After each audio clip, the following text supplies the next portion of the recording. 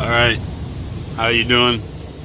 I guess this will be part 10, or no, part 11, and just got a few minutes to kill here, so I'll make a quick one here uh, about the Antichrist. The Dajjal is what he's called in Arabic. Prophet Muhammad, peace be upon him, told the people, all the prophets warned about the Dajjal, the Antichrist, and but he was going to give them more information than any of the other prophets had ever given about him. And so there's a lot of discussion in the Islamic world, scholars, debates about certain aspects of this Antichrist and different things. And so the Prophet Muhammad, peace be upon him, said, he's a man, described his build, muscular build and stuff, and said he has one eye, he's blind in one eye, and the other eye is swollen like a grape. So some people like Imran Hussein say that that's just some symbolism, that he's not really, he's blind spiritually. And so if you're looking for a one-eyed guy, he says, you're on the wrong path. But others believe, he will definitely, he'll look exactly like that, which I believe that's true. He will be blind spiritually though too. So, but then there's a hadith where Imran Hussein quotes saying that Dajjal will make an appearance on a flying donkey that has its ears spread out wide, and he says that symbolism as being an airplane, flying craft. Some of his lectures, he just says ears spread out wide, and then other ones, he might be exaggerating. He goes spread out a mile wide. So I'm not sure what the exact wording of the hadith is, but to me, okay, if it's flying, that could mean a type of an aircraft and stuff. But to me, ears. This is where I differ with Imran Hussein. Ears are made for listening. So the Dajjal will be riding a beast, and a beast could be a nation or a system. He'll be in control of this nation or this system that listens to everything, is tied into everything. And we can see that with technology now, because the Dajjal, there was Christians who were shipwrecked on an island, and they were told to go to this monastery, and in this monastery there was a like a pit, and there was a man, muscular man, chained up in there. And they said, "Who are you?" And he said, "He's Dajjal." And he questioned them about did the prophet rise in Arabia and this and that, and they asked him, he asked them all these questions and stuff, and anyway, so they went back to Arabia, and they had a meeting with the Prophet Muhammad, peace be upon him, and they told him what had happened, and he confirmed, and they confirmed what he had said about this man, that he's chained up until the time he'll be released. But that doesn't mean he's not acting in, he wasn't acting in the world then, because the jinn and stuff are doing his bidding. So and the forces of evil in the world.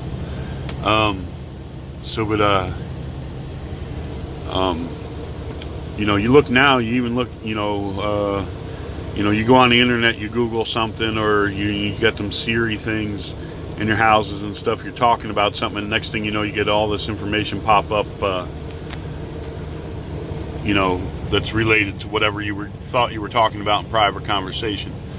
So they're listening all the time.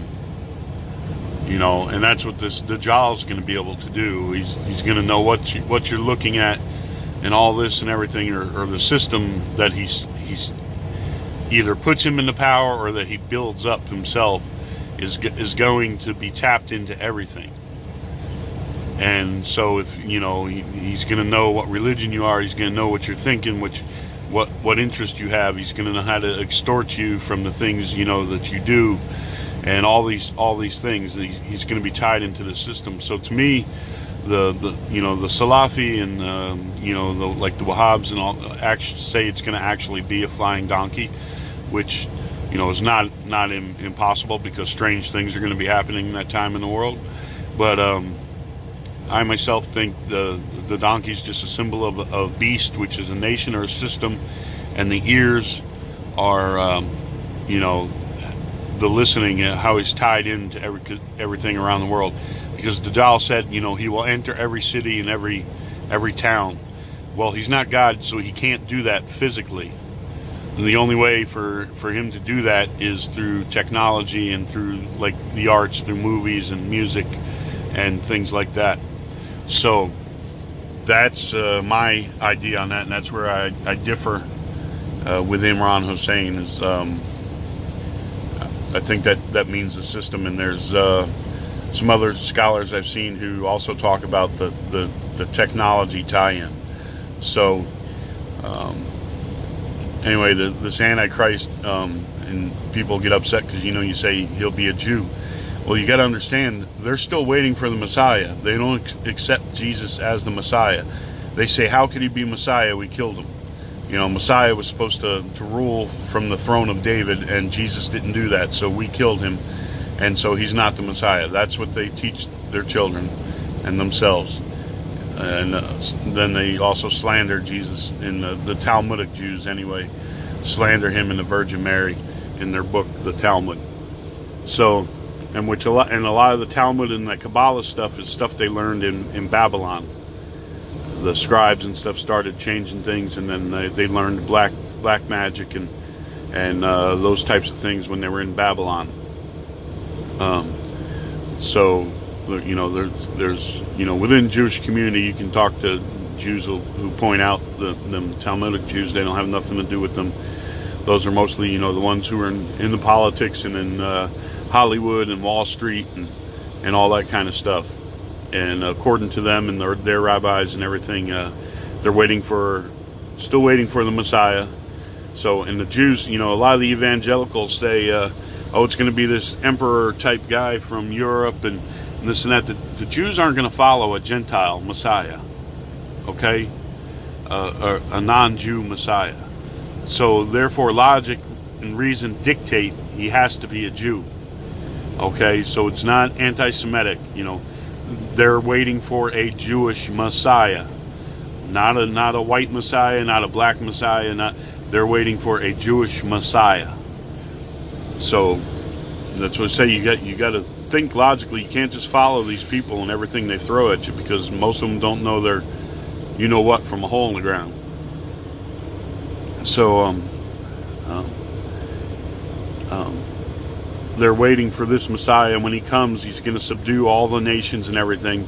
And the evangelicals even play into this, because they start describing, that they consider the Palestinians like, they're the ancient enemies of Israel. They're the Philistines, and Egypt is still, the enemy of Israel, because they equate it with old Egypt and all the countries around. And that was way back then. It's a different time. It's different people.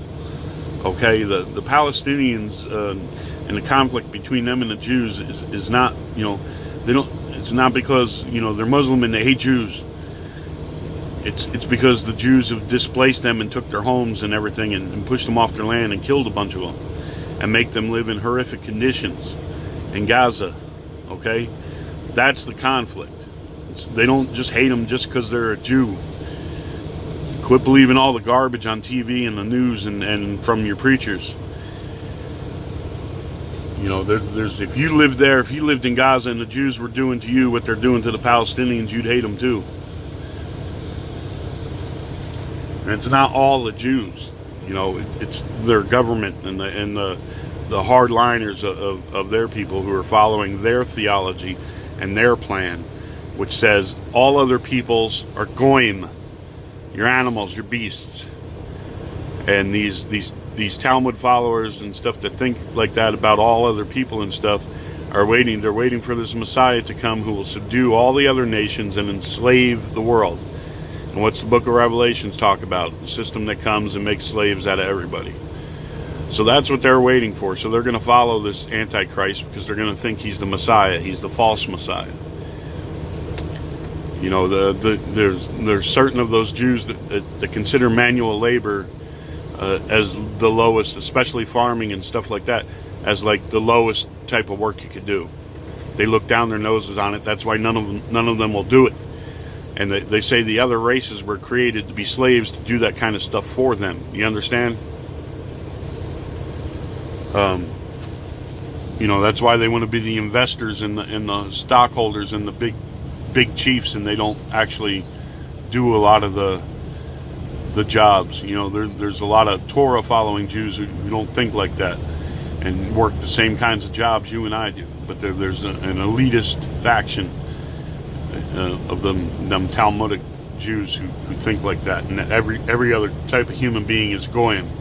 We're garbage. We're meant to be enslaved. We're beasts of the field.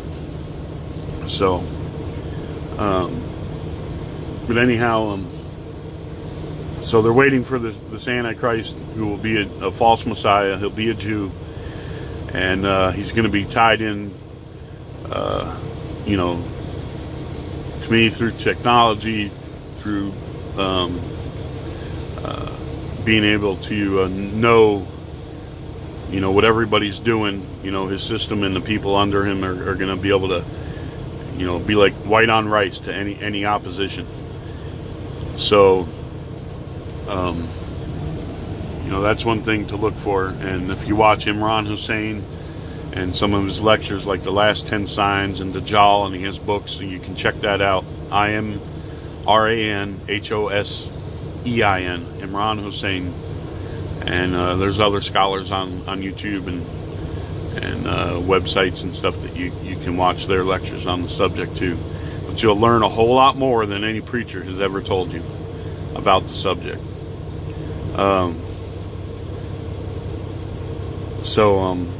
You know, and you can look, you know, you look at money as the all-seeing eye and this, and you see all these celebrities doing this one eye thing and making a triangle, putting it over their eye and all that. That's all probably all tied into that system. So, you know, and even though he was chained up, you know, in the gospel, in the Bible, it says, you know, the spirit of Antichrist is already in the world. You know, so, you know, and then it talks about, you know, how time relates to him and stuff, and then, you know, in his last time, his days will be the same as our days and stuff. So I guess that's when he becomes, you know, instead of this evil spirit that's in the world, he's going to be actually become a man, you know, or be let loose as the man. You know, that, you know, the man part of him's been chained up. So, and who knows, that he could already been let loose from those things, the being chained up. But so that's another thing that's going to be coming, you know, down the pike, in the end of the age times, Armageddon, are those things. And you know, when Jesus returns, when he returns, he'll return to a masjid in Damascus, as most of the scholars say, in Damascus. And Imam al-Mahdi will be there, and there'll be people, and they'll be barricaded in there because Dajjal is attacking from outside. And Jesus comes, and they pray, and then Jesus says, open the gates. And they open the gates, and Dajjal sees Jesus, and he knows the jig is up and his time is done. And he takes off fleeing, and Jesus pursues him and eventually kills him with a spear. Is what the scholars I've seen, the hadiths that they read. So, and after that, I'm sure because most of the world is going to follow this guy, then they're going to go after Jesus. You know, these 80 nations and Gog and Magog and stuff. I'm not sure if Gog and Magog are in there at that time or if they come later at the end. But that's when the world is going to be super mad at Jesus, because they've all followed this Antichrist. So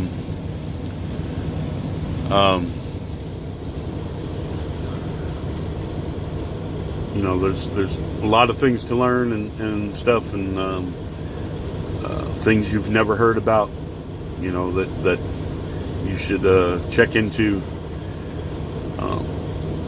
about the end times. And you know,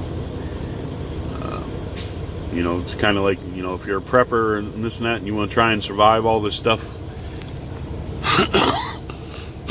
like I say, the people that are left alive are going to pass by the graves and say, you know, they're the lucky ones. So surviving, I don't know if that's the right thing to do. I guess it's better to be prepared to survive than it is to end up surviving and not being prepared. I mean, because you could still even live in the cities and stuff, and wars and all that kind of stuff happen, and then you're left surviving and you're not prepared at all for it. Then what? You know, so you know, we're all going to meet our end or our destiny anyhow. So I guess that's kind of a moot thing, but a lot of people think about what they're going to do and where they should live and stuff. But remember, the waters are going to rise. So my thinking is you want to be up high.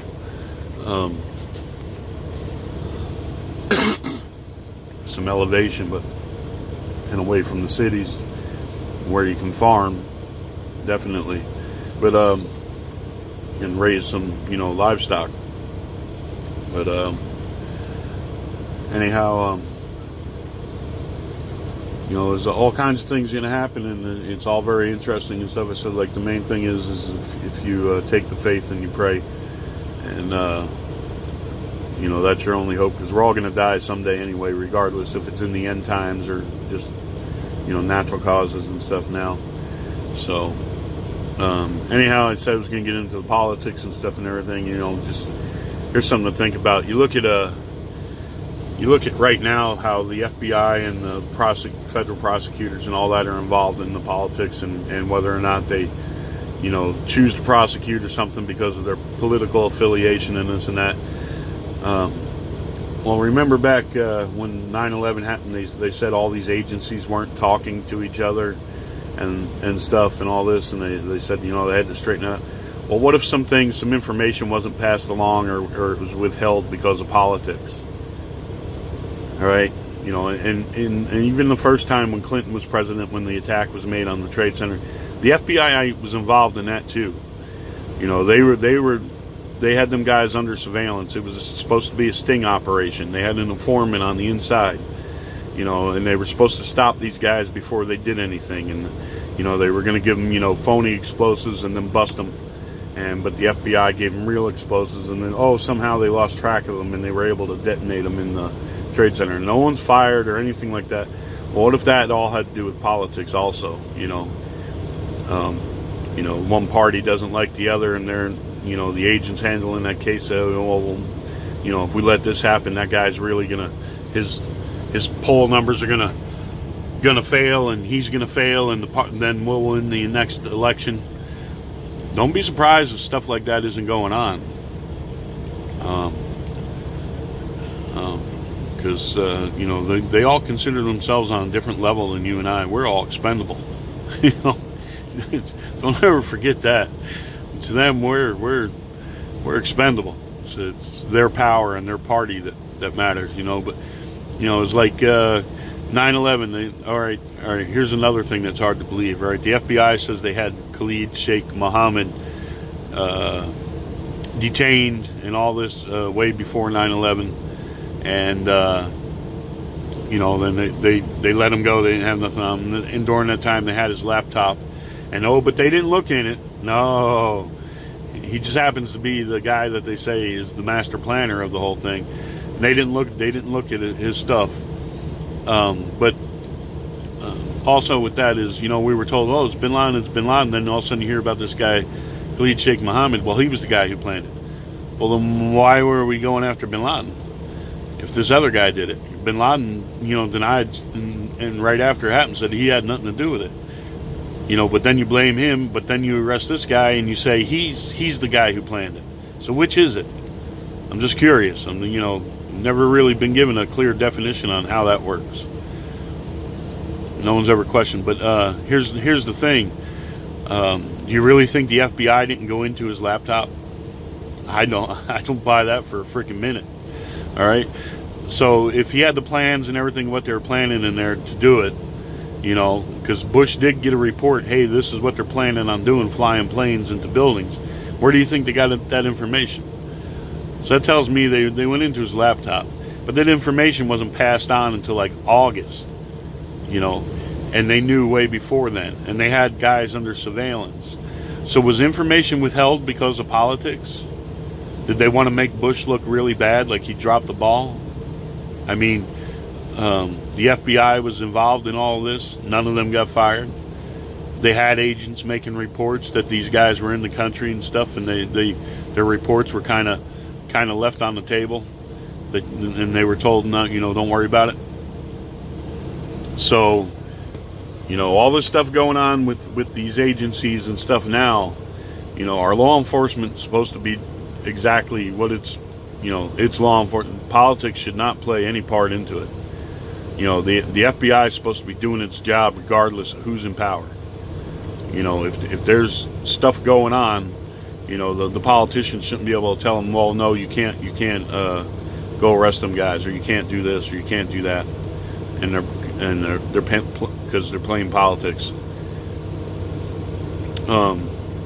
So that's and if looking at all the coincidences and all the hinky stuff with 9/11 and stuff, it kind of makes you wonder. They saw his plans and everything, and then there was a group, who said, hey, we can use this, and blame Bush or whatever. And there's probably another part of them said, hey, look, these guys are planning this. Let's use it. Let's use it. This is the Pearl Harbor we need. Let's use it.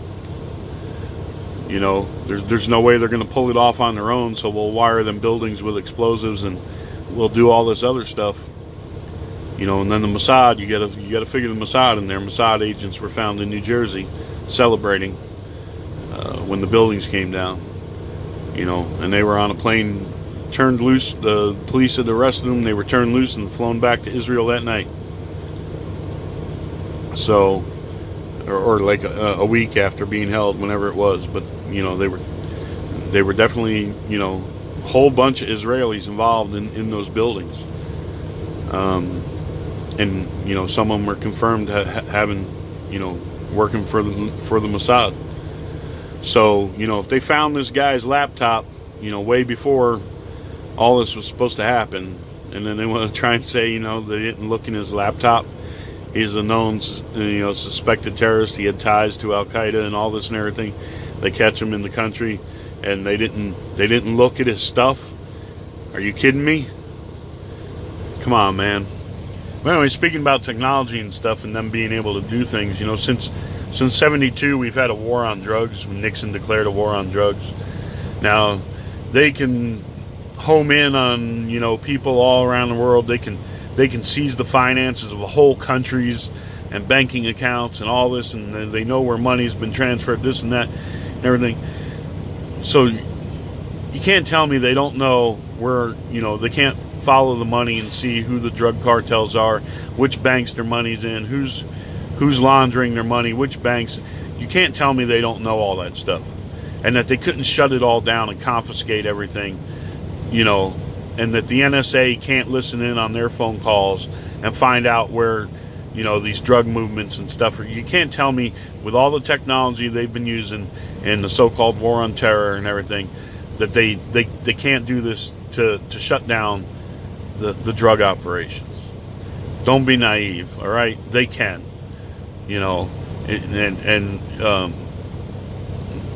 but we know You know, Britain, a long time ago, was the biggest opium trader there was, and probably still is, involved in it. When we sent troops to Afghanistan, you know, they were told to leave the opium growers alone. Um, you know, Vietnam and Iran-Contra, you know, the CIA, you know, used drug smuggling to raise money for black operations and stuff. Trump needs to put a clamp on all of that kind of crap. Our government should not be involved in doing, you know, raising money that way through drug trade and all this. You know, you can't tell me they can't use this technology to crack down on these child sex rings and all this other stuff. You know, you can't, you just can't, you know. You know, I remember when they were debating about, you know, torture in Abu Ghraib and what's the other place? There are other places. Anyway, at the time there was a pedophile, child rapist and murderer on trial, I think in Florida. And I think they were still looking for a little girl and stuff. And it's like, you know what? Instead of torturing some poor guy that's, you know, you pick up in Afghanistan or Iraq or somewhere, or something that's thinking he's just fighting for his country, you know, you're supposed to treat him as a prisoner of war. But instead of torturing him, torture that son of a bitch in Florida. Find out where that little girl is. You know. And he was just sitting in court smiling. And I'm thinking, how backwards is this country? You know. Torture that son of a bitch. Find out where that little girl is. You know, and you know, you got a lot of these child sex rings and stuff are supposed to be tied in with these intelligence agencies and politicians and stuff, and I don't doubt it. You know, why else wouldn't they shut them down? They have the means, they have the technology. Same with the drugs. They have the means, they have the technology. You know, to if they wanted to, they could clean that up and make a real war on it and get all these people or destroy all these people and put an end to that drug trade, you know, big time. But they don't do it. You know, supposed war on drugs, and all they do is you know, go and bust people on the street. You know, occasionally here or there they get a big bust, they find stuff coming across the border and stuff, but you want to tell me that they can't use the surveillance techniques they have and stuff and everything and find, you know, you find one of these big cartel guys you know is guilty of having all kinds of people killed in the Mexican government and stuff, and killing all the Mexican police and stuff like that. You want to tell me you can't put one of our destroyers off the coast of Mexico there and shove a cruise missile up that son of a bitch's ass? You want to tell me that's not possible? If you don't know who he is, you don't know who his family is, you don't know where he's living, you don't know, you know, where his money is. Give me a break, man. You know, it's just ridiculous. You know, and they keep playing these games, and they're going to keep playing them over and over. You know, it's politics, and they'll just use issues. They'll never actually do anything to resolve anything. They'll just keep running those issues up the flagpole and talking the same old promises and everything, like every politician for generations before them did. So anyway, that's my rant on that. You all have a good one. Be safe out there. Get home to your families, and we'll catch you out here sometime again. I gotta get down the road, and I don't know when I'll do. This was part 11. I don't know if I think anything, maybe I'll do a part 12 tonight. If not, it might be a little while. So y'all be safe, study, pray, and always try and do the right things. All right, adios.